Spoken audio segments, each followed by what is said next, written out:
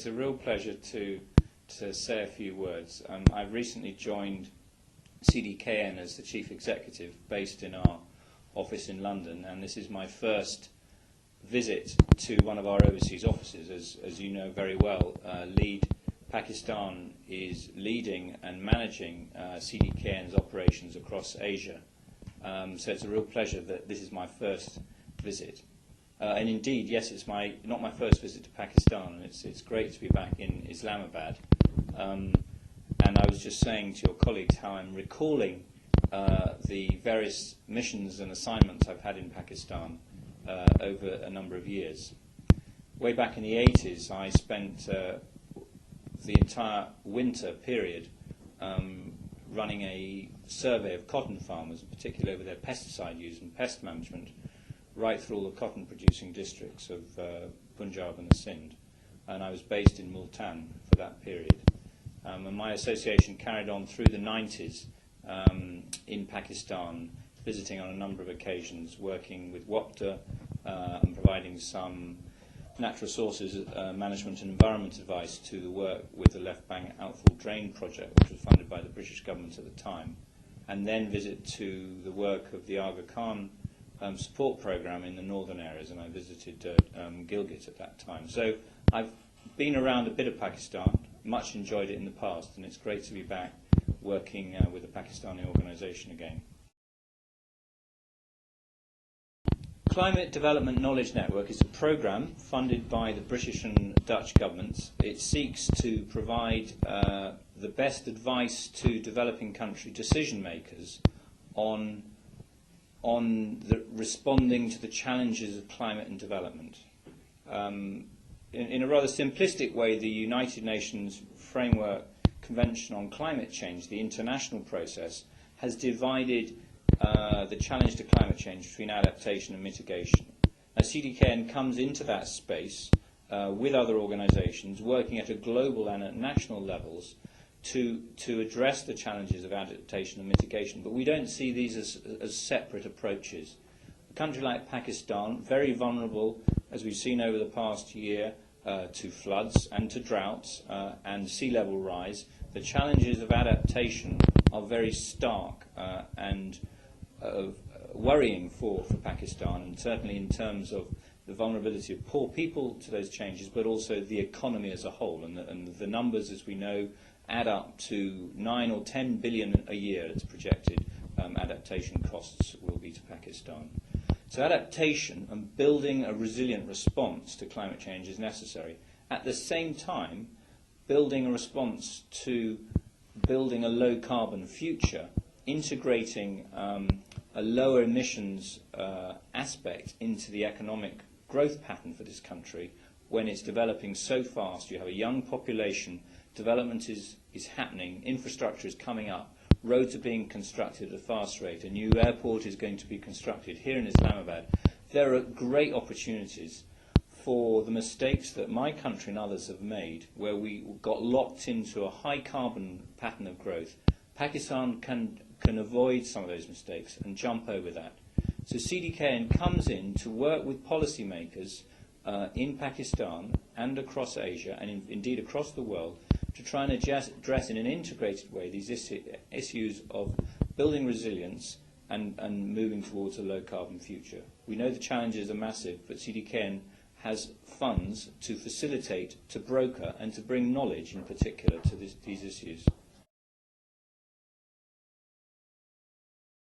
So CDKN has gone from naught to, I don't know how fast you drive on the roads in Islamabad, maybe quite fast when they're empty, but sort of like naught to 40 maybe. I think we're going to about 40 miles an hour so far in a very short space of time. Now we need to get up to 70, and we haven't reached 70 miles an hour yet. What's happened in that naught to 40?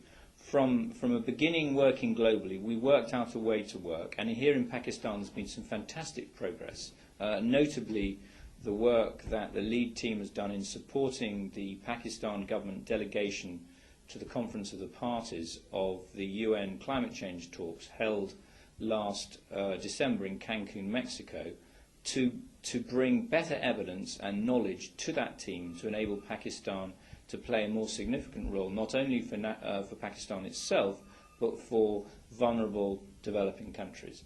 And the Executive Secretary of the UNFCCC, Christiana Figueres, who was here in Pakistan a few weeks back, has acknowledged the more significant role that the Pakistan decision makers and policy makers played in Cancun as opposed to previous years.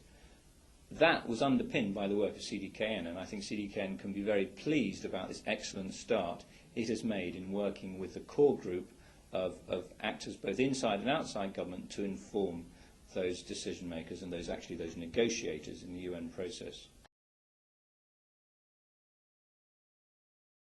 Okay, a decision maker could be a government minister, it could be a chief executive of a company, it could be the head of a significant NGO, it could be the head of a media group. These are people who lead public opinion, who make decisions about how public money is made, or make decisions about how significant financial investments occur. So a decision maker, I think it's important to emphasize, is not necessarily a government employee. They could be inside or outside. Now in this country, and certainly in my country, policies are, and significant expenditure comes through the public sector. And we're dealing with climate change in particular and development policy. And that is led typically by government. And so we need to start with and inform those decision makers at the highest level. One of the challenges with climate change is that we're dealing with uncertainty. We don't actually know very much about how we got to this place with climate change, and we really don't know enough about the future. Models at global level on climate change exist, and at local level they're often rather insensitive and crude. What I'm emphasizing is that we're living in a space of great uncertainty. It was difficult enough to project what development and exits from poverty and how the Millennium Development Goals were going to be achieved in Pakistan before there was an awareness of the impact of climate change. On top of that, we have this additional challenge of climate change, with temperatures increasing, increased variability of climate, and the impacts that you've seen through floods and other phenomena here in Pakistan.